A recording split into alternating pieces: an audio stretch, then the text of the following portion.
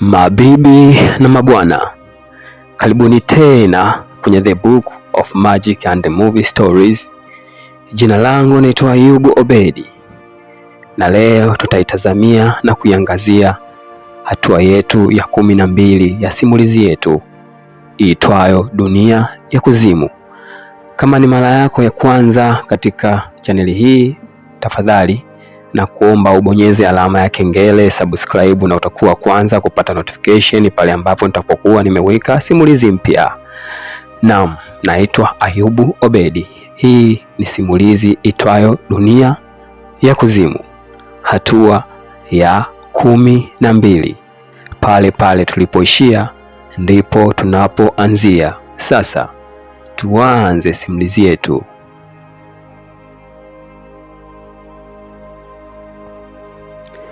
Naam. Baada ya usiku wa majanga na matatizo makubwa, asubuhi ilipofika, Afande Steven alianza kupaki vitu vyake katika begi na kujiandaa kuondoka. Ilibidi ajiandae kuondoka kwa sababu yule binti ambaye anaitwa Sala alikuwa chini katika basement ya ile kanisa, na mchungaji, baada ya kifo cha mchungaji, tayari mchungaji alikuwa ameshamwambia kila kitu Afande Steven kwamba huyo binti ambaye anaitwa Sala huenda ndo njia ya kutoka. Kwa hiyo Afande Steven asubuhi yake aliweka bastola yake kiunoni. Baada ya kuweka bastola yake kiunoni, akafungasha begi lake na kwenda kujiandaa kwenda kumchukua yule binti ambaye anaitwa Sala kule chini na kuingia naye polini ili waweze kutafuta njia, kwa sababu wale mashetani walikuwa wanamuongoza. Hivyo alikuwa na imani kabisa kwamba kupitia Sala basi njia ya kutoka katika ule mji wa dunia ya kuzimu, njia itapatikana. Wakati huo pia katika kile kituo cha polisi alikuja afande yule wa Kichina. Kamuuliza, vipi mkuu, hizi damu mbona vipi hizi? Mbona ni nyingi sana na nguo yako ulovaa imetapakaa damu? Afande Steven akajibu akasema, naam, tumempoteza mchungaji jana usiku. Wale viumbe walimjeruhi vibaya sana na akapoteza maisha. Kwa hiyo hizi nguo unazoziona basi hii damu ni ya kwake, na hii damu unayoiona imetapakaa hapa chini katika sakafu katika kituo cha polisi hapa, hizi damu ni za mchungaji. Kwa hiyo mimi nahitaji kuondoka, sina muda tena wa kuendelea kusubiri kwa sababu matatizo yanazidi kuongezeka katika mji huu. Ndipo yule bwana mdogo akasema kwamba unajua, nimekuja hapa tuzungumze kwa sababu mimi kwa sasa nahitaji makazi, nahitaji watu wa kwenda kuishi katika nyumba ambazo ziko nje ya ule mjengo wa Colonel House. Sababu unavyojua ule mjengo wa Colonel House umevamiwa na wale mashetani na uharibifu umekuwa ni mkubwa, usalama umekuwa ni mdogo wa kuishi katika mji huu, katika nyumba ile ya Colonel House. Kwa hiyo watu 14 wamepoteza maisha. Sasa kama watu 14 wamepoteza maisha, mimi siwezi kuruhusu watu waendelee na kuishi pale. Kwa hiyo nimekuja tushauriane na wewe kama afande mwenzangu, mkubwa wangu wa kazi, nimekuja tushauriane. Baadhi ya watu waliosalia manusura tuwaondoe pale, wasiendelee kukaa pale, tuwapeleke katika hizi nyumba ambazo ni za private, ambazo zinaishi familia. Angalau katika kila nyumba moja waishi watu 6 badala ya kuishi watu 3. Kwa hiyo walikuwa wanafikiria jambo la kuwasaidia wale watu ambao walikuwa wamepata na majanga, kwamba wasije wakarudi tena kuishi kule katika ile nyumba ya Colonel House mpaka ile nyumba itakapofanywa matengenezo, kwa sababu imeharibika kwa kiasi kikubwa. Hivyo watu waanze kuishi kwenye nyumba za kawaida, nyumba moja ambazo ni za private. Lakini nyumba zilikuwa ni chache na watu walikuwa ni wengi. Sasa jamaa wakati anaendelea kumpa maelezo Afande Steven yeye akili ilikuwa mbali mno.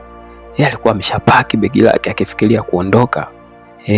Watu 14 wamepoteza maisha katika ile nyumba, na yule mchungaji ni mtu wa 15. Kwa hiyo katika mji huu kwa sasa hamna mchungaji, hakuna padri.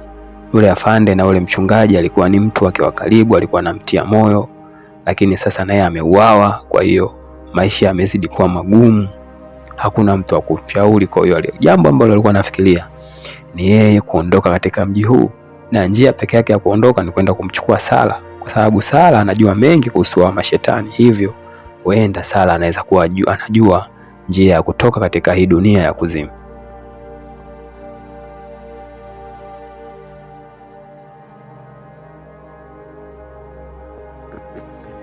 Sasa wakati wa afande wa Kichina anaendelea kumuuliza maswali, bwana alikuwa yuko kimya tu. Afande Steven alikuwa yuko kimya. Kwa hiyo bwana mdogo akamuuliza, "Hiyo okay? Maana mimi nazungumza na kueleza matatizo na kueleza hili na kuuliza lile, wewe uko kimya." Ndipo afande Steven akamwambia, "Mchungaji kapoteza maisha lakini alinisaidia maisha yangu." Ndipo kijana akataka kujua alikusaidia maisha yako kivipi?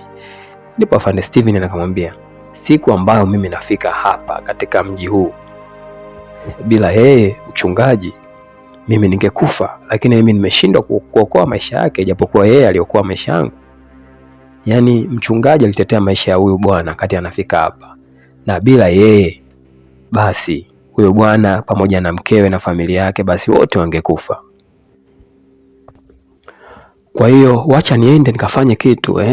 Maana afande Steven alikuwa anaondoka, anawaza kuondoka, anataka afanye kitu. Ndipo afande ule Kichina akamwambia, "Wewe sasa unataka kuondoka uende wapi? Watu wanakuhitaji." Afande akasema, "Wananihitaji nini? Wananihitaji nifanye nini? Wanataka kusikia nini kuhusu mimi?" Mimi hapa nahitaji kwenda kutafuta njia. Wewe ni afande wa muda mrefu, ushajua ukweli. Jambo la msingi ni wewe kubaki hapa na kuendelea kuongoza watu hao, kwa sababu kama usipoongoza watu hao kanitegemea mimi kila siku, mimi ndo naondoka naenda kutafuta njia. Wewe peke yake nitakiwa ubakie hapa na uendelee kufanya kazi ambayo nilikuwa nafanya mimi. Haina haja tena kunisubiria mimi." Afande Steven aliendelea kumwambia yule bwana mdogo kwamba sasa hivi majukumu ni yake kuendelea kuipambania hii familia ambayo inaishi katika mji huu. Yeye inabidi anapaswa kuondoka aende akatafute njia ya kutoka katika mji huo wa dunia ambayo ni ulimwengu ambao uko nje ya ulimwengu wa dunia ya kawaida. Na baada ya hapo afande Steven baada ya kuongea mengi akawa ameondoka na kumwachia yule bwana mdogo majukumu, na kisha bila kupoteza muda afande Steven alielekea katika lile kanisa, kwa sababu alikuwa na imani Sara amefungwa chini ya lile kanisa na marehemu mchungaji, marehemu padri, kwa sababu tayari ameshakuwa ni marehemu. Kwa hiyo majukumu yote alikuwa ameshaambiwa. Kwa hiyo alielekea katika lile kanisa moja kwa moja, na wakati huo katika lile kanisa Sara akili yake ilikuwa haipo kabisa. Alikuwa akizunguka huku na kule katika kile chumba ambacho ilikuwa kama basement, anazunguka huku anazunguka kule akiwa na mawazo kwamba hivi mchungaji uko wapi, kwa sababu tangu mchungaji aniache huku chini, tangu apandishe huko juu mpaka sasa hivi hajarudi, hivi mchungaji uko wapi? Sara alikuwa anawaza, kwa sababu ilikuwa imechukua takriban siku 2 mchungaji hajarudi. Huenda alikuwa ameanza kuhisi jambo, huenda wale majini wameshamwangamiza mchungaji au kuna jambo lolote baya ambalo limetokea. Na mchungaji, na baada ya mchungaji kupoteza maisha, afande Steven alipofika, baada ya kufika chini katika kanisa, katika chini kabisa kule kwenye basement mahali alipokuwa Sara alifikiri kwamba amefika mchungaji, ila kutazama akamwona afande Steven, kwa sababu afande Steven hana masiala. Sara akajua moja kwa moja, bwana huyu bwana mkubwa akaja kuniua. Hapa kaja kuniua, hapa ndo nimeshakwisha. Lakini afande Steven alimwambia, hapa hamna muda wa kukaa, kamata njia tuondoke. Sara akamuuliza, nikamate njia twende wapi? Wewe fata ninachokwambia, twende polini tukatafute njia. Bana afande Steven alikuwa na bunduki, ibidi Sara tuanze kuongoza njia kuelekea huko polini. Huenda wanaweza wakapata njia ya kuondoka katika mji huu wa kuzimu.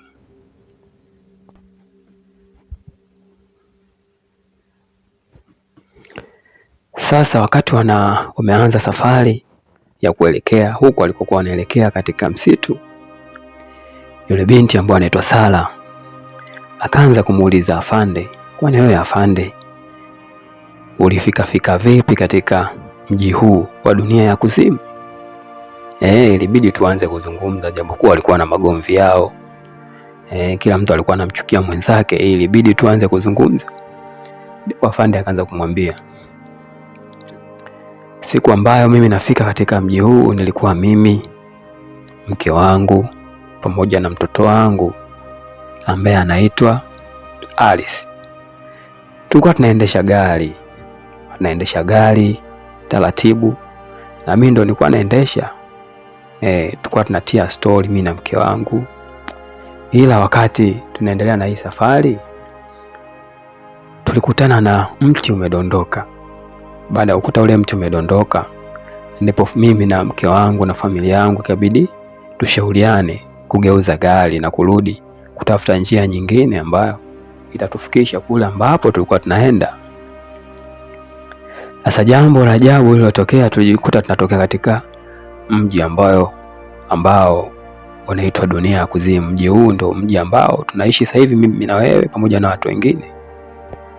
Na mchungaji ndio mtu pekee aliyetusaidia, kwa sababu bila yeye, mimi, mke wangu pamoja na mtoto wangu wa kiume, kijana wangu Alice, basi huenda siku hiyo ndo siku ambayo tungepoteza maisha.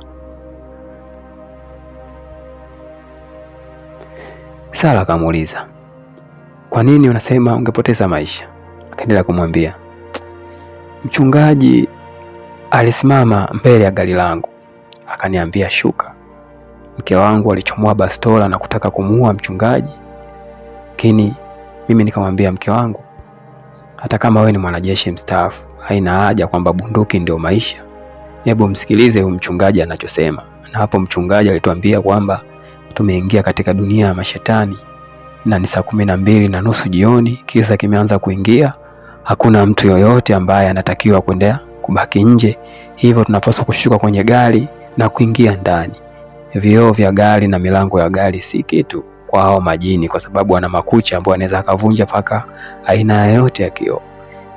Tulimwelewa mchungaji na kuingia ndani, na usiku huo tuliona maajabu, kwa sababu ni hakika majini wa kutisha walikuwa wakitembea nje, na kelele za watu za vilio zilikuwa zikisikika, watu wakiuawa. Kwa hiyo ninamshukuru sana mchungaji kwa sababu aliokoa maisha yangu. Mchungaji aliokoa maisha ya bwana Steven, mke wake pamoja na mtoto wake. Kwa hiyo afande Steven aliendelea kumtia story yule Sara, akimweleza ni namna gani alipofika, ni njia gani aliyofika, na ni jambo gani lilimkuta. Lakini Sara akamwambia, lakini katika mji wa Dunia ya Kuzimu kuna mtu mmoja, mzee mmoja anaitwa Victor. Victor inasemekana ni mtu wa kwanza kufika katika hii Dunia ya Kuzimu, anayajua mengi.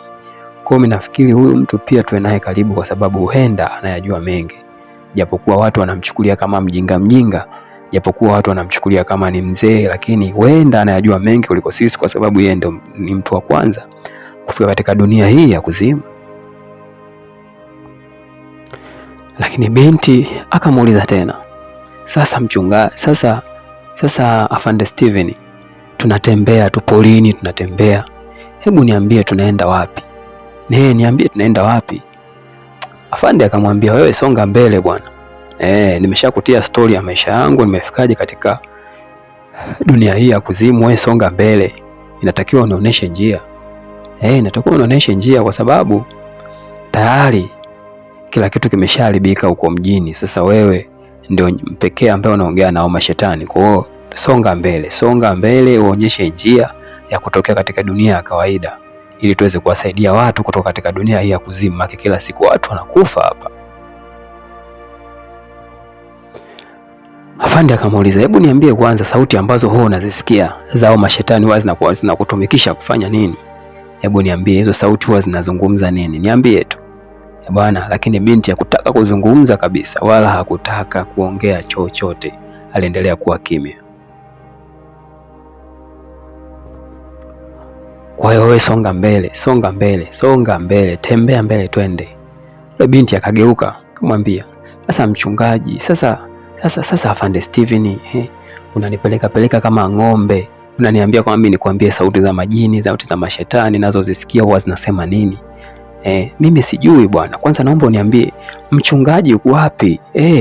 Father yuko wapi? wapi mchungaji? Na mimi ndo nitakwambia hizi sauti ninazozisikia wanazungumza nini. Akaniambia sikiliza wewe mwanamke. Afande Steven akamwambia hebu sikiliza wewe mwanamke kwanza. Usifikiri kwamba unaweza kunionga chochote nikakuelewa.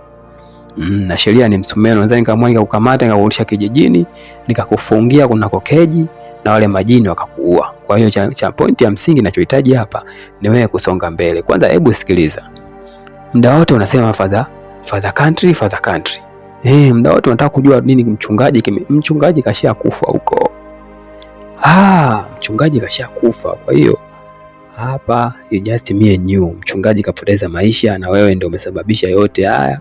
Na yote uliosababisha kwa kijijini, yote aliyotokea watu kuuawa ni wewe. Kwa hiyo songa mbele. Mchungaji kasha kufa, kwa unahitaji mimi na wewe tutafute njia. Wote umesababisha wewe, kwa hiyo haina haja ya kurudi nyuma. Wewe songa mbele, tutafute njia ya kuwasaidia watu kutoka katika hii dunia ya kuzimu. Yule binti akamuuliza afande, sasa afande, kwani unafikiria unanihukumu, una yote unaniambia mimi? Unafikiria kwanza mimi labda mimi ni jini? Unafikiri mimi ni jini? Mimi ni mwanadamu kama wewe? Afande akamjibu akamwambia, mimi sijui wewe ni jini, wewe ni mbalokotolu, wewe ni kinyamkela. Wewe ni jini, wewe ni kinyonya damu, wewe ni monster, mimi hao sijui. Nachotaka ni wewe kusonga mbele, tutafute njia ya kutoka katika hii dunia ya kuzimu. Kwa sababu hao majini wanakutumikisha wewe, wenda hata njia unaijua. Kwa hiyo mimi ninachohitaji ni njia tu, sitaki maneno mengine. Afande Steven alikuwa amekasirika kweli. Kwa hiyo afu wewe bwana, wewe mwanamke songa mbele, na ukienda tofauti usinifanye nikafikiria ukufanyia kitu ambacho ni tofauti na mchungaji alichoniambia. Naweza nikakupiga hata risasi ya kichwa hapa nikakuua. Kwa hiyo ukiendelea kuwa mbishi, songa mbele. Sababu umesababisha mchungaji kufa, umesababisha watu 14 kufa.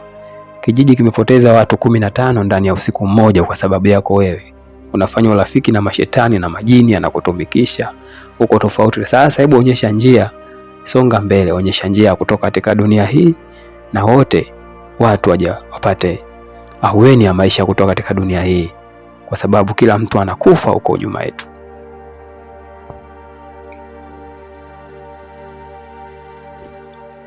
Sasa tunatoka kule polini, tunarudi mjini baada ya yule afande kuambiwa na afande Steven kwamba afikirie jinsi ya kuwaongoza watu na yeye anaenda kutafuta njia. Afikirie jinsi ya kuongoza watu. Kwa hiyo watu walikuwa hawana mahali pa kuishi, akawa amechukua watu 3. Baada ya kuchukua watu 3, akawa amewapeleka kwa yule bwana mkubwa ambaye anaitwa Jeki, katika ile nyumba ambayo alikuwa anaishi Jeki. Baada ya kufika bwana, yule Jeki akaanza kuuliza, sasa afande, hawa nao vipi hawa? Hawa nao vipi? Afande akamwambia, bwana, kuanzia leo hawa watu 3 tutaishi nao katika hii nyumba. Kwa hiyo kwenye hii nyumba naishi mimi, wewe na mama yangu, tuko 3, na hao wengine 3 tutakuwa 6. Hivyo jamaa akasema, sasa wewe afande, hawa watu 3, nyumba tangu lini tukaishi watu 6 katika nyumba? Mbona umevurugwa wewe, umechanganyikiwa? Akasema, sasa hawa watu nafikiri tunaweka wapi? Kule Colonial House nyumba imevurugwa, imeharibika, hawezi kuishi. Kwa hiyo wote tutabanana kwenye hii nyumba, hakuna njia nyingine ya kuwasaidia.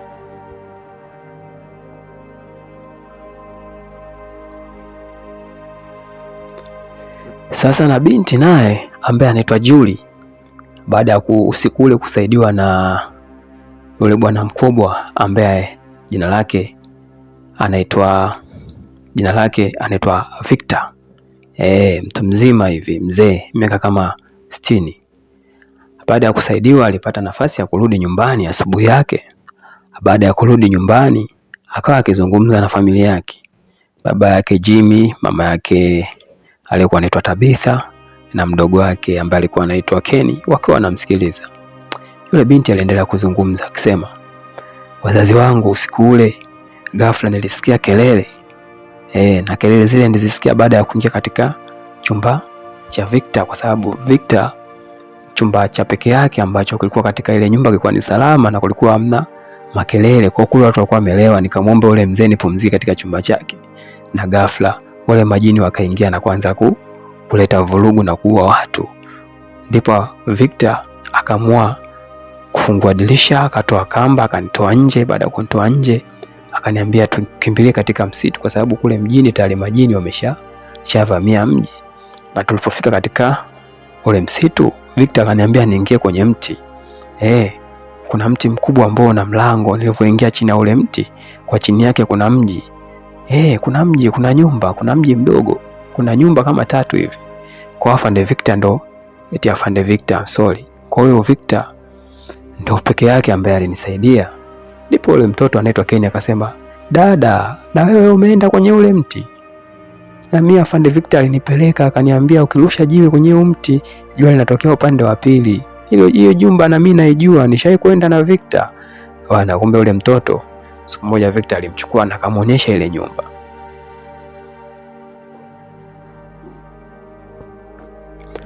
Lakini hata hivyo Julie alikuwa bado yuko na mawenge. Alikuwa analia akisema, "Ni kitu gani kimetukuta?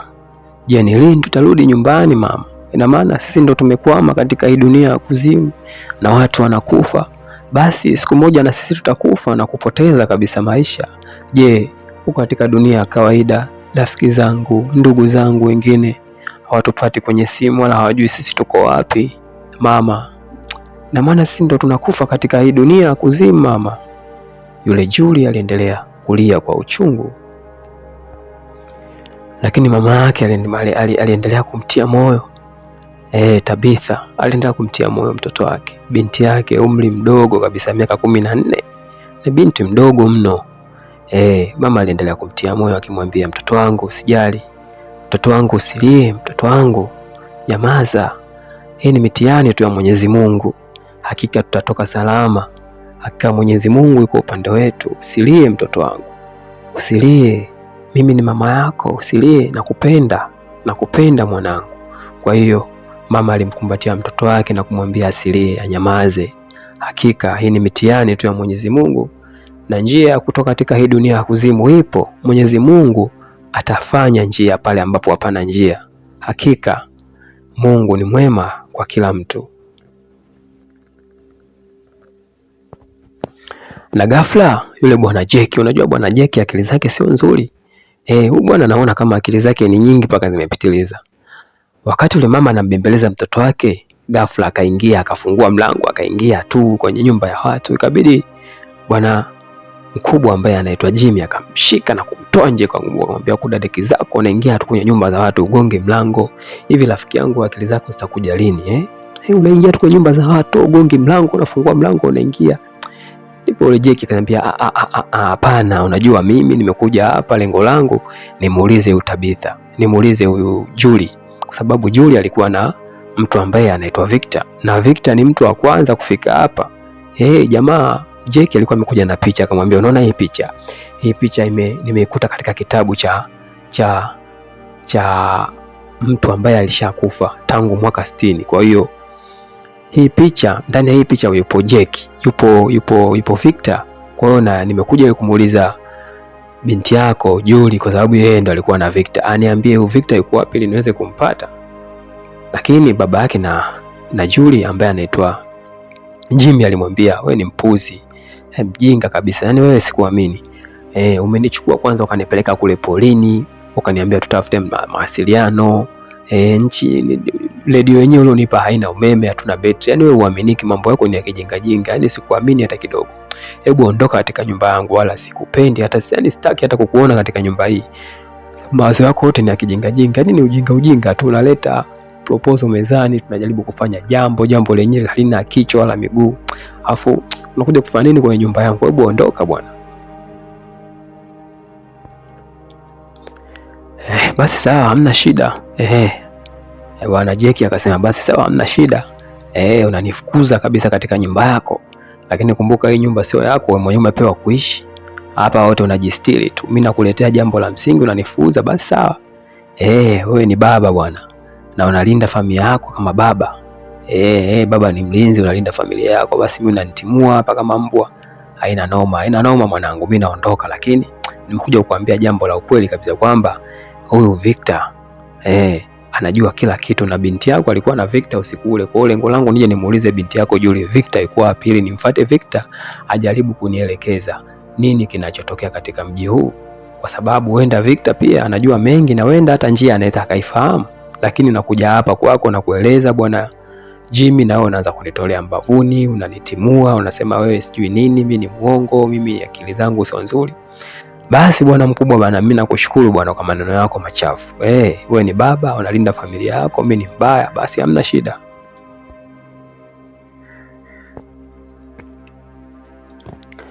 Sasa baada ya kuzozana, baada ya mvurugano, unajua wanaume bwana wagombani.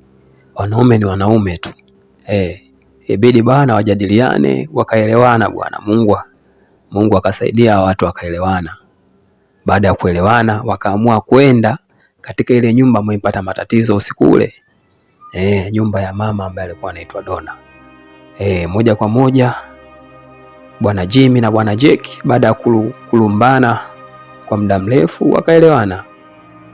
Wakaelekea moja kwa moja kwa ule mama anaitwa Donna. Sasa sijui walikuwa wanaenda kuzungumza nini. Nafikiri twende sambamba mwanzo mpaka mwisho wa simulizi. Tutaelewa ni nini wameenda kuzungumza na huyu mama ambaye anaitwa Donna. Walipofika bwana Jimmy akamsalimia yule mama, habari za asubuhi, tafadhali labda tunaweza tukapata kuzungumza na wewe kidogo.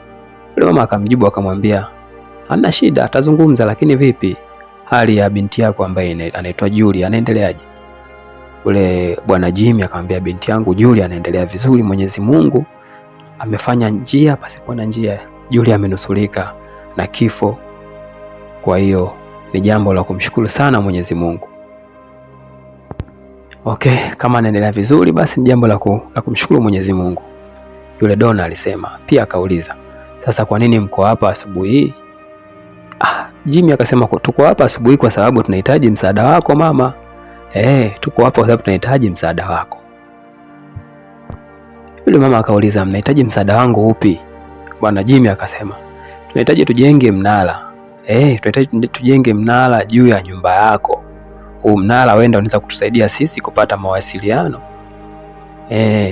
Yani mawasiliano ya kutoka nje ya hii dunia ya kuzimu kwenda dunia ya kawaida. Wenda watu wanaweza kaja kutupa msaada hapa.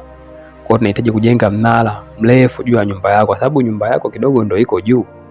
Hivyo tukijenga mnara kwa juu yako unaweza mnara ukawa ni unafika mbali kidogo. Unajua huyu jamaa anaitwa Jimmy ni engineer. Huyu mwenzetu bwana Jack bwana alikuwa anafanya kazi Ikulu. Kwa hiyo sijui Ikulu alikuwa anafanya kazi gani, lakini bwana Jimmy ni engineer. Kwa hiyo mambo ya kujenga utafiti minara nini ndo kazi zake. Kwa hiyo kuja kumuomba mama anaitwa Donna katika ile jumba lake la Colonial House, sababu ni nyumba kubwa na gorofa ziko zaidi ya 5. Kwa aliomba labda anaweza kupata uwezo wa kujenga mnara mrefu juu ile gorofa wa mawasiliano. Mama Donna akauliza, sasa kwa nini iwe hapa? Kwa nini siwe sehemu nyingine? Kwa nini iwe ni hapa? Kwani hapa kuna nini? Jimmy akajibu akasema, nafikiri hapa ndo sehemu pekee ambayo unaweza tukapata signal. Kwa nyumba yako ni ndefu, tukiweka na mnara hapa tunaweza tukapata signal kwa urahisi ambayo inaweza ikatoka paka nje ya dunia. Alafu kitu kingine naomba nikueleze, Colonial House ndo nyumba ambayo iko juu ya mlima kuliko nyumba zingine zote. Kwa hiyo tukiunganisha tukaweka na mnara basi tunaweza tukapata signal. Yaani simu za radio zinapata signal kwa minara mirefu, kwa hiyo hapa tunaweza tukapata signal kwa urahisi. Kwa hiyo mama, tunaomba tu utusaidie, utuelewe hii nyumba yako bwana, tujenge mnara juu yake. Yule mama akasema sawa, hamna shida. Sasa Jimmy akauliza, sasa mama unasema hamna shida, yani ndio tumeelewana au? Mama akasema ina maana hamtaka kuniambia haya mavitu yenu mnataka kuja kujenga huko juu atakuja kusaidia. Kwanza unajua una mawazo gani kwanza? Hivi unajua ni watu wangapi? Watu 14 wamekufa jana usiku na mchungaji wa 15 usiku mmoja tu, watu wote wapoteza maisha. Kwa unafikiri hayo madude mnaokuja kuyajenga huko juu ya nyumba yangu anaweza akasaidia labda anaweza akasaidia labda watu wasije kufa tena? Yule mama Donna aliweza kuuliza. Lakini bwana Jimmy alijitetea akasema, mama, tunajenga mnara wa mawasiliano, tutapiga simu ya radio huko mjini katika dunia ya kawaida, wenda tukapata msaada. Kwa hiyo hii inaweza kutusaidia wote tukatoka salama katika hii dunia ya kuzimu. Yule mama akasema basi sawa, hamna shida. Mama akawakubalia, jengeni huo mnara wenu katika juu ya nyumba yangu, lakini hakikisheni nyumba yangu haiharibiki hata kidogo. Haiharibiki hata kidogo. Na kule polini yule afande Steven pamoja na yule binti ambaye anaitwa Sala, aliendelea kumwambia tu keep going, keep going. Safari iliendelea. Yule afande Steven aliendelea kumwambia keep going, songa mbele, songa mbele. Huku polini bwana, watu wanaendelea kutafuta njia. Tunatoka kule mjini kwa ule mama Dona na Jimmy pamoja na Jake, tunarudi polini.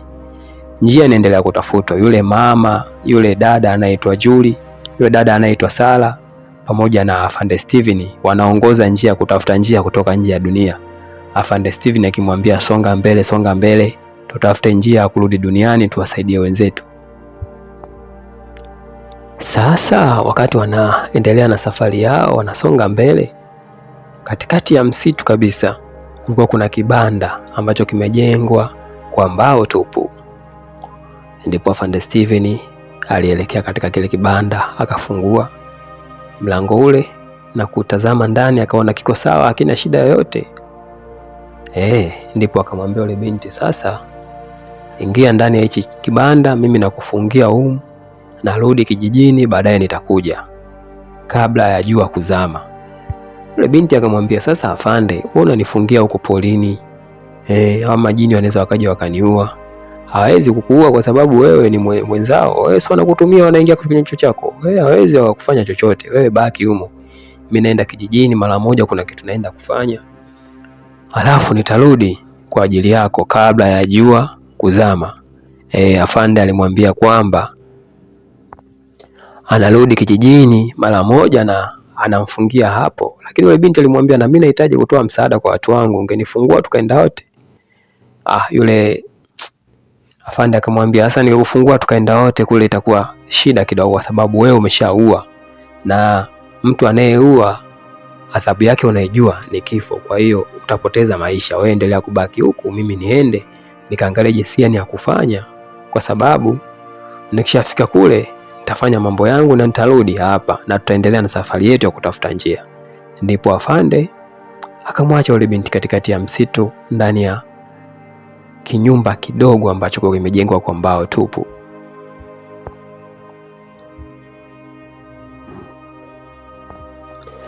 Na hapa hatua yetu ya 12 ndipo inapoishia. Ndugu mtazamaji, karibu tena kuitazama hatua ya 13. Jina langu naitwa Ayubu Obedi. Hii ni The Book of Magic and the Movie Stories. Tafadhali, kama ni mara yako ya kwanza katika chaneli hii, bonyeza alama ya kengele, subscribe, na utakuwa mtu wa kwanza kupata notification pale ambapo nitakuwa nimeweka simulizi mpya. Simulizi yetu inaitwa Dunia ya Kuzimu, season ya kwanza. Hatua ni ya 12 na sasa tunaenda hatua ya 13. Naam, tukutane hatua ifuatayo ya 13. Mwenyezi Mungu akubariki kwa kuendelea kuifuatilia simulizi hii. Mpaka wakati mwingine tena. Kwa sasa naweza kusema bye bye. Chao.